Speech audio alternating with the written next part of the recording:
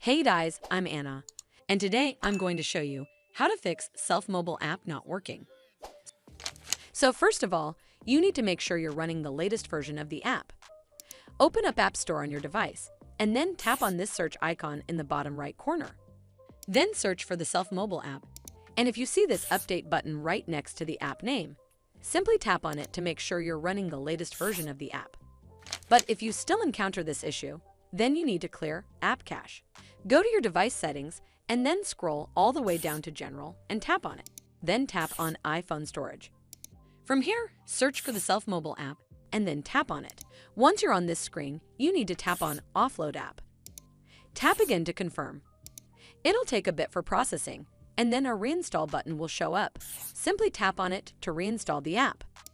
This should fix the issue, but if it doesn't, then you need to completely reinstall the app.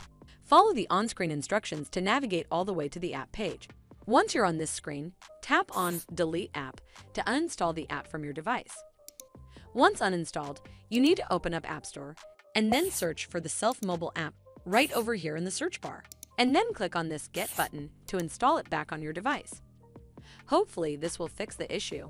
And if it did, then make sure you give this video a super thanks by clicking on this heart icon to help support the channel, and don't forget to hit that subscribe button. We'll see you in the next one.